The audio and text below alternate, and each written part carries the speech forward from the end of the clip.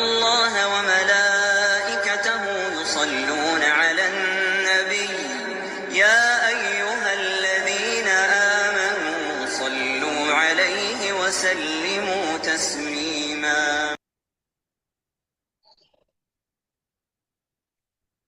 السلام علیکم ورحمۃ اللہ وبرکاتہ۔ اعوذ باللہ من الشیطان الرجیم، بسم اللہ الرحمن الرحیم۔ رب اشرح لی صدری ویسر لی امری واحلل عقدۃ من لسانی یفقهوا قولی رب یسر ولا تعسر وتمم بالخیر آمین یا رب العالمین۔ آج ہم کیا پڑھیں گے؟ آج ہم انشاءاللہ سورۃ الملک کا گرامیٹیکل انالیسس سٹارٹ کریں گے۔ ہم روزانہ انشاءاللہ اللہ تعالیٰ کے فضل و کرم کے ساتھ ایک آیت گرامیٹیکلی انالائز کریں گے۔ اس سورہ مبارکہ میں مختصر طریقے سے اسلام کی تعلیمات کا تعارف کروایا گیا ہے۔ اس سورہ مبارکہ کے پہلے جملے میں اس سورہ کا نام الملک ہے۔ اس سورہ مبارکہ کا نزول مکہ معظمہ کی ابتدائی دور کی نازل شدہ صورتوں میں سے ہے۔ ان صورتوں میں قرآن پاک کے جو مضامین کور کیے گئے ہیں وہ بہت مختصر اور اختصار کے ساتھ ہیں، تاکہ لوگ اس کو ذہن نشین کر سکیں، اور اس کے ساتھ ساتھ اس میں زیادہ تر زور اس بات پر ہے کہ لوگوں کو غفلت سے دور کیا جائے اور ان کو سوچنے پر مجبور کیا جائے اور ان کی سوئے ہوئے ضمیر کو بیدار کیا جائے۔ اس سورہ مبارکہ کی پہلی 5 آیات میں انسان کو احساس دلایا گیا ہے کہ وہ جس کائنات میں رہتا ہے وہ ایک انتہائی منظم اور محکم سلطنت ہے، جس میں ڈھونڈنے سے بھی کوئی عیب یا نقص تلاش نہیں کر سکتا۔ اس سلطنت کو عدم سے وجود میں بھی اللہ تعالیٰ ہی لائے ہیں، اور اس کے انتظامات اور اختیارات بھی سب کے سب اللہ تعالیٰ کے پاس ہیں، اور اس کی قدرت لامحدود ہے۔ اس کے ساتھ انسان کو یہ بھی بتایا گیا ہے کہ اس انتہائی حکیمانہ نظام میں وہ بے مقصد پیدا نہیں ہوا، بلکہ اس کے پیدا ہونے کا کوئی نہ کوئی مقصد ہے۔ اس کو اس مقصد کے تحت پیدا کیا گیا ہے کہ وہ ایک امتحان کے لیے اس دنیا میں آیا ہے، اور اس امتحان میں وہ اپنے احسن عمل سے ہی کامیاب ہو سکتا ہے۔ تو ان 5 آیات میں ہم یہ 5 چیزیں دیکھیں گے کہ کائنات کس نے بنائی، اختیارات کس کے پاس ہیں، انسان کے پیدا ہونے کا مقصد کیا ہے، اور اس کی کامیابی کا راز کس چیز میں پوشیدہ ہے۔ عمل صالح کا ذکر ہوگا انشاءاللہ ان آیات میں۔ تو آئیے ہم دیکھتے ہیں اس سورہ مبارکہ کی فضیلت کے حوالے سے۔ رسول اللہ صلی اللہ علیہ وآلہ وسلم نے فرمایا کہ اللہ کی کتاب میں ایک سورت ہے جس میں صرف 30 آیات ہیں، یہ آدمی کی سفارش کرے گی جہاں تک کہ اس کو بخش دیا جائے گا۔ یہ ترمذی کی روایت ہے۔ ترمذی کی ایک اور روایت ہے کہ رسول اللہ صلی اللہ علیہ وآلہ وسلم رات کو سونے سے پہلے سورہ حامیم سجدہ اور سورہ ملک ضرور پڑھتے تھے۔ تو ہمیں بھی اپنی روز کے معمولات میں اس سورہ مبارکہ کو شامل کرنا چاہیے۔ چلیں جی، سورہ کا آغاز کرتے ہیں گرامیٹیکل انالیسس کے حوالے سے۔ اعوذ باللہ من الشیطان الرجیم، بسم اللہ الرحمن الرحیم، تبارک الذی بیدہ الملک۔ اب یہاں پر ہم دیکھیں گے، ہم نے کہا تھا کہ اگر کوئی جملہ شروع ہو رہا ہوگا فعل کے ساتھ تو وہ جملہ فعلیہ بنے گا، اور اگر کوئی جملہ شروع ہو رہا ہوگا اسم کے ساتھ تو وہ جملہ اسمیہ بنے گا۔ تو یہاں پر پہلا ہی کلمہ جو ہے وہ فعل ہے، ہمیں فعل نظر آ رہا ہے، تو ہم نے جملہ فعلیہ کے اجزاء تلاش کرنے ہیں۔ تبارکا، باراکا حروف مادہ کو استعمال کرتے ہوئے باب تفاعل سے ہے، یہ مزید فی کے ابواب میں سے ہے، ابھی ہم نے باقاعدہ طور پر اس کو نہیں پڑھا، ہم انشاءاللہ ایڈوانس میں اس کا ذکر کریں گے۔ اس کا مطلب کیا ہے؟ برکت کا سرچشمہ ہونا، اور یہ فعل جو ہے وہ صرف خاص ہے اللہ تعالیٰ کے نام کے ساتھ۔ تبارک کا فعل خاص ہے صرف اور صرف اللہ تعالیٰ کے نام کے ساتھ، کیونکہ اللہ تعالیٰ ہی کی وہ ذات ہے جو برکت کا سرچشمہ ہے، جو بہت برکت والی ہے۔ اس کے علاوہ کوئی ایسی ذات نہیں ہے جو برکت والی، تو یہ تبارک کا فعل جو ہے وہ صرف اللہ تعالیٰ کے نام کے ساتھ خاص ہے۔ فعل ہمارے پاس آ گیا، اور فعل یہ پہلا صیغہ ہے جب بھی فعل کا پہلا اور چوتھا صیغہ استعمال ہوتا ہے تو فاعل ظاہر ہو سکتا ہے۔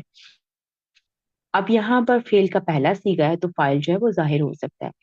فاعل ہم نے پڑھا تھا کہ فاعل مفرد بھی ہو سکتا ہے، مرکب بھی ہو سکتا ہے، جملہ بھی ہو سکتا ہے، صلۃ الموصول بھی ہو سکتا ہے، تو یہاں پر فاعل جو ہے وہ صلۃ الموصول کی فارم میں آیا ہے۔ اس میں موصول اکیلے کچھ نہیں ہوتے بلکہ یہ صلۃ الموصول کے ساتھ مل کر ہی کچھ نہ کچھ جملے میں بنتے ہیں۔ تو الذی اس میں موصول ہے اور آگے صلۃ الموصول جو ہے وہ جملہ اسمیہ کی صورت میں ہے۔ جملہ اسمیہ کیسے؟ بیدہ الملک، یہ جملہ اسمیہ ہے۔ بی حرف جر ہے، ید ہاتھ کہا جاتا ہے اور یہ مضاف ہے اور ہی مضاف الیہ ہے۔ تو مرکب اضافی با جارہ کے لیے مجرور ہو کر یہ مرکب اضافی با جارہ کے لیے مجرور ہو کر مرکب جاری بن گیا۔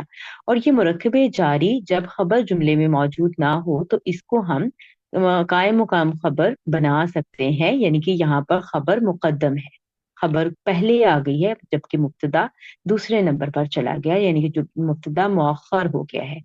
الف لام لگا ہوا ہے، معرفہ اسم ہے، پیش نظر بتا رہی ہے کہ یہ مرفوع بھی ہے تو یہ مبتدا بننے کی صلاحیت رکھتا ہے، تو یہاں پر یہ مبتدا بنے گا اور بیادی ہی قائم مقام خبر بن جائے گی۔ یوں خبر مقدم اپنے مبتدا مؤخر کے ساتھ مل کر جملہ اسمیہ ہو کر صلہ بن جائے گا اسم موصول الذی کا۔ الذی موصول اپنے صلہ کے ساتھ مل کر تبارک کا فاعل بن جائے گا۔ اب تبارک بڑی بابرکت ہے، کون بابرکت ہے؟ وہ ذات جس کے ہاتھ میں ہے بادشاہیت، جس کے پاس ہے تمام اختیارات۔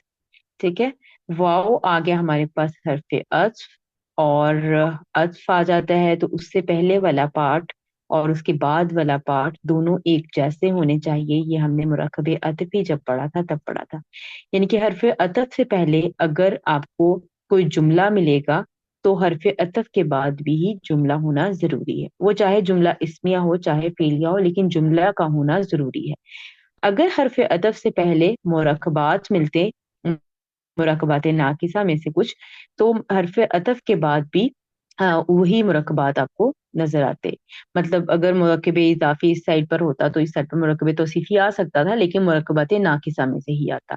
اسی طرح سے اگر حرف عطف سے پہلے مفرد کوئی اسم ہوتا تو حرف عطف کے بعد بھی اگر جو پارٹ بن رہا ہوتا وہ بھی مفرد ہوتا۔ تو اسی پیٹرن کو فالو کرتے ہوئے کہ یہاں پر ایک جملہ بن رہا ہے، واؤ حرف عطف آ گیا اور آگے بھی جملہ بن رہا ہے۔ اب پیچھے چاہے جملہ فعلیہ بن رہا تھا اور آگے جملہ اسمیہ بن رہا ہے، اس سے کوئی فرق نہیں پڑتا۔ اچھا، کیسے پتا چلا کہ ہوا کے بعد جو جملہ ہے وہ جملہ اسمیہ بنے گا؟ وہ اس طرح سے پتا چلا کہ یہاں پر ہمارا جو سینٹینس ہے وہ شروع ہو رہا ہے ایک اسم کے ساتھ، یہ ضمیر ہے منفصلہ اور مرفوع ہے اور یہ مبتدا بننے کی صلاحیت رکھتی ہے، تو یہ مبتدا بن گئی۔ اور علی کل شیء دو مرکبات کا مجموعہ ہے، کل شیء جو ہے وہ مرکب اضافی ہے اور علی جو ہے وہ حرف جر ہے۔ علی کل شیء مرکب جاری بن کر متعلق ہو جائے گا قدیر، یعنی کہ خبر کے متعلق ہو جائے گا۔ خبر اگر جملے میں موجود ہوتی ہے تو ہم مرکب جاری کو متعلق ہی بناتے ہیں۔ تو قدیر جو ہمارے پاس نکیرہ فارم ہے اسم کی اور مرفوع ہے، خبر ہونے کی تمام صلاحیتوں پہ پورا اتر رہا ہے، تو ہم اس کو خبر بنا دیں گے۔ یوں مبتدا اپنی خبر اور متعلق کے ساتھ مل کر جملہ اسمیہ ہو کر معطوف ہو جائے گا اس جملہ فعلیہ کے اوپر۔ تو یہ اس طرح سے ہماری گرامیٹیکل انالیسس ایک آیت کا مکمل ہوا۔ مطلب دیکھ لیتے ہیں کیا ہے؟ بڑی بابرکت ہے وہ کون؟ وہ کون سی ذات؟ جس کے ہاتھ میں ہے بادشاہیت، جس کے پاس تمام اختیارات ہیں، ہر طرح کا اختیار اللہ تعالیٰ کے پاس ہے۔ وَهُوَ عَلَى كُلِّ شَيْءٍ قَدِيرٌ، اور وہ ہر شے پر قدرت رکھتا ہے۔ اللہ تعالیٰ ہی ہے جو ہر شے پر قدرت رکھتے ہیں۔ اللہ تعالیٰ ہمیں توفیق عطا فرمائے کہ ہم قرآن پاک کو سمجھ کر اس پر عمل کرنے والے بن جائیں۔ اس آیت مبارکہ میں آج ہم نے دیکھا کہ اللہ ہی ہے جن کے پاس تمام اختیارات ہیں اور وہ ہر چیز پر قادر ہے، ہر چیز پر قادر ہے۔ تو اللہ تعالیٰ کی قدرت سے ہم یہاں بیٹھے ہیں اور قرآن پاک کا کو سمجھنے کی کوشش کریں. اللہ تعالیٰ ہماری ان تمام کوششوں کو قبول فرمائے. اللہ سبحانہ تعالیٰ سے دعا ہے کہ اللہ تعالیٰ ہمیں استقامت عطا فرمائے اور ہمیں ایسا علم عطا فرمائے جو ہمارے لیے نفع بخش ہو. اللہ تعالیٰ ہمارے اس علم کو قبول فرمائے، اور انشاءاللہ کل دوسری آیت کے ساتھ آپ کی خدمت میں حاضر ہوں گی انشاءاللہ تعالیٰ. سبحانک اللہم و بحمدک، اشہد ان لا الہ الا انت، استغفرک و اتوب الیک. السلام علیکم ورحمۃ اللہ وبرکاتہ.